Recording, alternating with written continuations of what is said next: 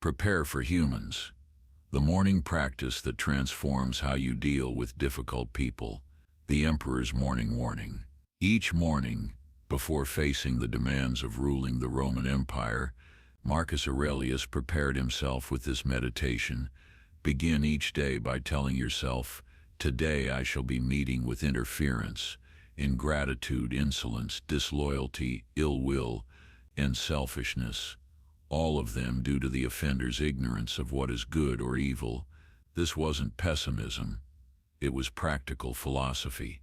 Marcus knew that if he went into his day expecting everyone to be reasonable, kind, and grateful, he would be constantly disappointed and reactive. By anticipating the full range of human behavior, he could meet it with equanimity rather than surprise. Why we're continually surprised.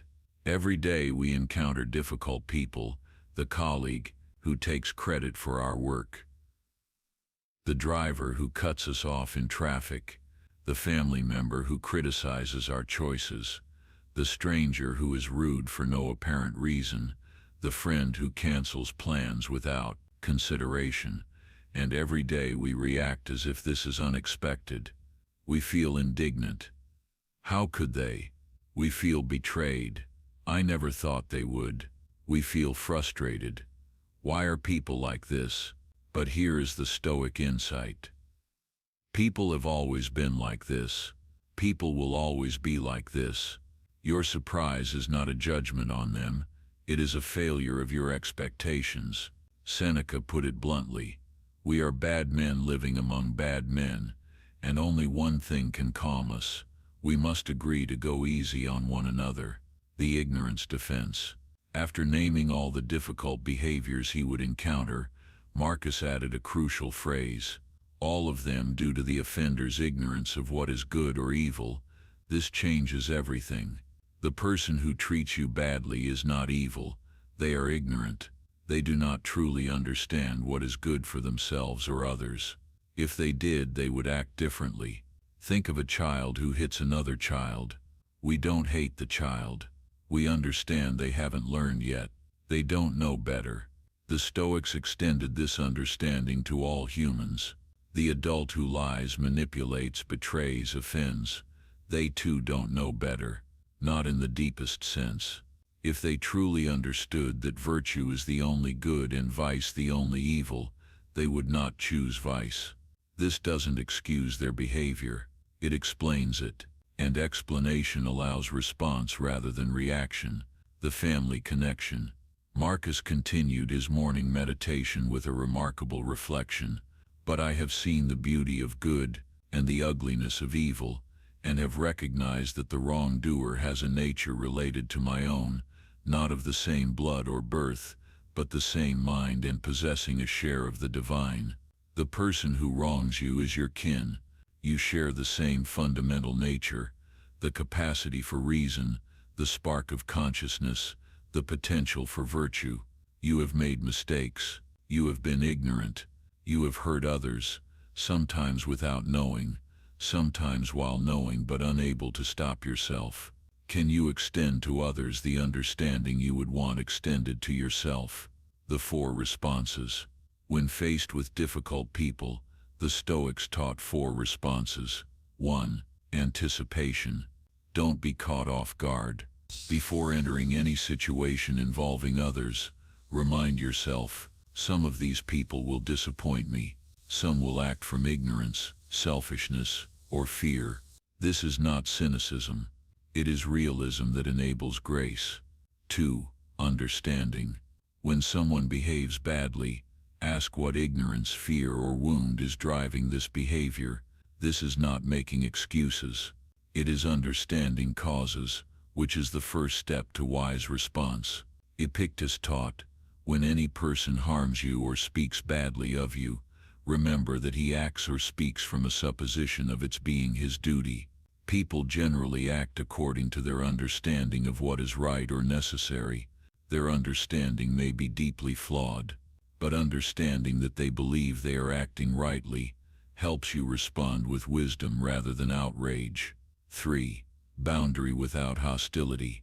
Understanding does not mean acceptance. The Stoics maintained firm boundaries. Marcus Aurelius, "If any man despises me, that is his problem. My only concern is not doing or saying anything deserving of contempt." You cannot control whether others treat you well. You can control whether you give them legitimate cause to treat you badly, and you can control how you respond to mistreatment. Set boundaries. Protect yourself. Remove yourself from harmful situations. But do all of this without hatred, for the common good. Finally, the Stoics taught that our fundamental purpose is service to the common good. Difficult people do not exempt us from this purpose. Marcus Aurelius, "People exist for the sake of one another. Teach them then or bear with them." You have two options with difficult people: help them grow if possible, or accept them as they are if not. Both options serve the common good. Hatred and resentment serve nothing. The morning practice. Here is a practical version of Marcus's morning meditation. Upon waking, before checking your phone or beginning your routine, spend 2 minutes in preparation. Step 1. Anticipate the day. Today I will encounter people who are stressed, distracted, selfish, or struggling. This is normal. This is human. Step 2. Name specific scenarios. Consider your day ahead. If you have difficult meetings, anticipate what challenges might arise. If you'll see family members who trigger you, anticipate the triggers. If you'll interact with strangers, anticipate impatience or rudeness. Step 3. Choose your response in advance. When I encounter difficulty, I will remember that this person is ignorant, not evil. They are doing what they think is best with the understanding they have. I will respond with wisdom rather than react with emotion. Step 4. Commit to your own conduct. Regardless of how others behave, I will act according to my values. I will be patient, fair, and honest. I will not become the difficult person I dread encountering. The evening review. The morning practice is complemented by evening reflection. Who tested me today? How did I respond? Did I maintain my equanimity, or did I become reactive? What can I learn for tomorrow? Over time, this practice transforms your relationship with difficult people. They become predictable, rather than shocking; understandable rather than inexplicable; manageable rather than overwhelming. The deeper teaching. There is a deeper truth beneath this practice. The difficult people in your life are your teachers. Without them, how would you develop patience? Without them, how would you practice forgiveness? Without them, how would you learn to maintain equanimity under pressure? Seneca. So it is, no one was ever wise by chance. Wisdom requires practice, and practice requires difficulty. The difficult people are your gym equipment, your practice field, your training partners. This doesn't mean you should seek out difficult people or tolerate abuse. It means that when difficulty arrives, as it inevitably will, you can recognize the opportunity hidden within it, becoming the prepared person. Eventually, the practice becomes unnecessary because it becomes natural. You no longer wake surprised by human difficulty. You no longer react with indignation to selfishness. You no longer feel betrayed by ingratitude.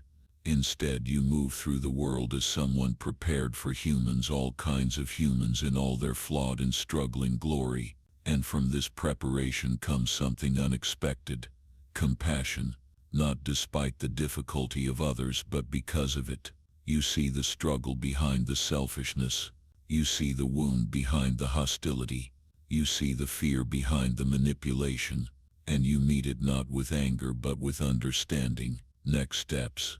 In our next lesson, we'll explore voluntary discomfort, the Stoic practice of deliberately choosing hardship to build resilience and gratitude. The best revenge is to be unlike him who performed the injury. Marcus Aurelius.